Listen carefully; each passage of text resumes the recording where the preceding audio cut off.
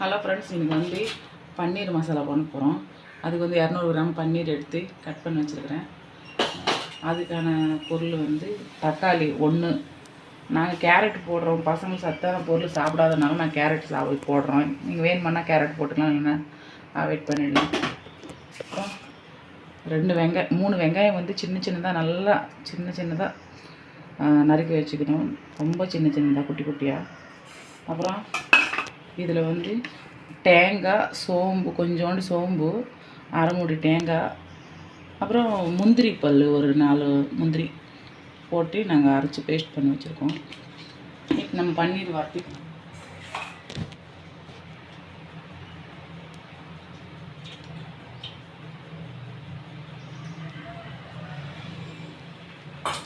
அதுக்கான எண்ணெய் ஊற்றாச்சு. இதில் கொஞ்சம் மஞ்சத்தூள், மிளகாய்த்தூள், உப்பு போட்டுக்கணும். அப்போ தான் அந்த பன்னீர் சப்புன்னு இல்லாத இருக்கும்.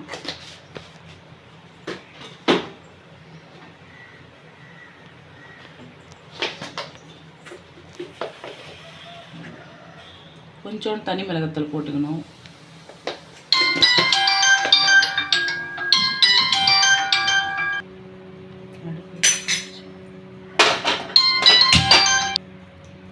ஒரு பிஞ்சளவு உப்பு போட்டுக்காச்சு. கொஞ்சம் கலருங்க. பன்னீர் போட்டுக்கலாம்.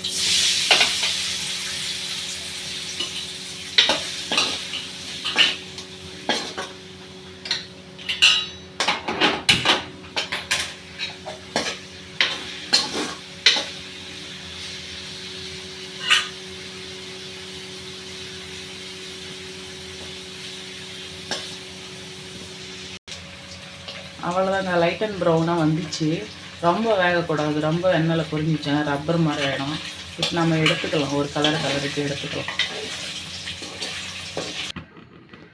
கொஞ்சம் கடுகு போட்டுக்கலாம். கரண்ட்டாக ஆயிடுச்சுங்க. இப்போ நேரம் பார்த்து நம்ம எண்ணெய் வந்து அதில் பொரிச்சு வச்சோம் இல்லைங்களா பன்னீர், அந்த எண்ணெயிலே நம்ம போட்டிக்கிட்டோம். தாளிக்க போகிறோம்.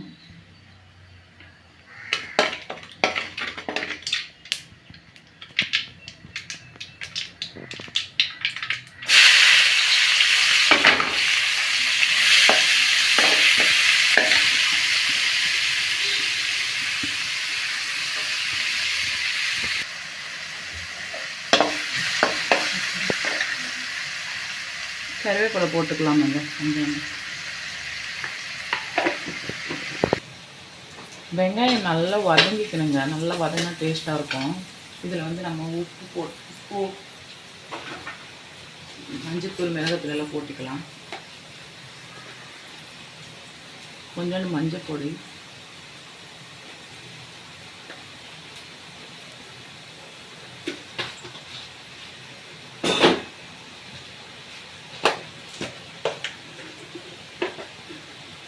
தனி மிளகாத்தூள் கொஞ்சம்,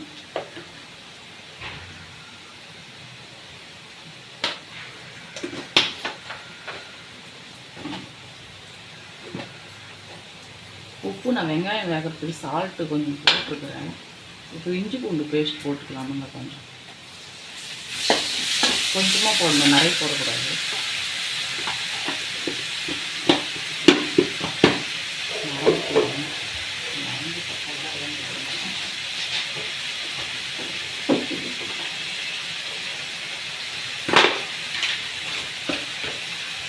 இப்போது நறுக்கி வச்ச தக்காளி, ஒரு தக்காளி தான் நம்ம நறுக்கி போட்டுருக்கோம். எதுக்குன்னா தக்காளி இது பண்ணி வச்சுருக்கோம், மிக்ஸி ஜாரில் கிரைண்ட் பண்ணி வச்சுருக்காங்க, அதையும் போட போகிறோம். அதனால் ஒரு தக்காளி மட்டும் வதங்கிறது மட்டும் போட்டுருக்கோம். இப்போ அந்த சாரும் போட்டுக்கலாம். தக்காளி வந்து 2 தக்காளி வந்து பேஸ்ட் பண்ணி வச்சுருக்கோம் நாங்கள்.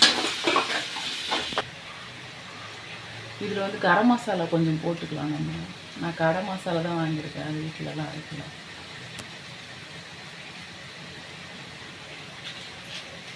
இப்போ வீட்டு மிளகாய் தூள் கொஞ்சோண்டு போட்டுக்கலாம். நாங்கள் வந்து இதில் தனியாத்தூள், நாங்கள் ஜீரத்தூளெல்லாம் போடலை. இது நாங்கள் வீட்டில் அரைச்சிருக்கோம். அந்த மிளகாய் தூளை நாங்கள் கொஞ்சம் போட்டுக்கிறோம்.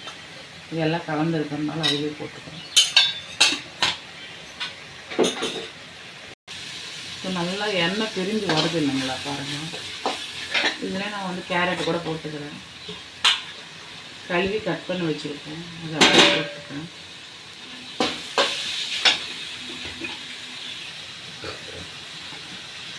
இது நல்லா வதங்கிடுச்சு. இப்போ நம்ம தேங்காய், முந்திரி, சோம்பு அரைச்சிக்கிறோம் இல்லைங்களா, அதுவும் போட்டுக்கலாம். இதில் தான் தேவையான தண்ணி ஊற்றிட்டு தேவையான தண்ணி ஊற்றிக்கலாம். இப்போ தான்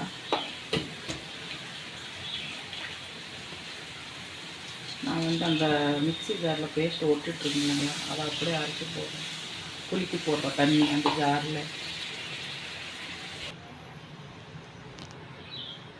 நம்ம இப்போ தயிர் கூட கொஞ்சம் ஆட் பண்ணிக்கலாம். கொஞ்சம் புளிப்புனஸ் கொடுத்தா தான் கொஞ்சம் நல்லாயிருக்கும். புளி போடலை நாங்கள், புளி போட்டால் அவ்வளோ நல்லா இருக்காது. தயிர் மட்டும் ஒரு ஒரு டீஸ்பூனில் ஒரு 5 டீஸ்பூன் போட்டுக்கலாமுங்க. நான் வந்து அளவு தெரியும் எனக்கு, அப்படியே போட்டுக்கணும். நீங்கள் அளவாக வேணுமானா 5 டீஸ்பூன் போட்டுக்கலாம்.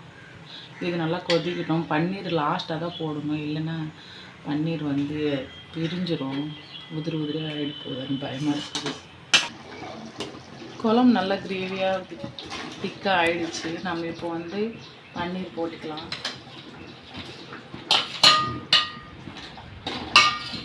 இது கொஞ்சம் நேரம் நல்லா எண்ணெய் பிரிஞ்சு வர அளவுக்கு வேகணும்.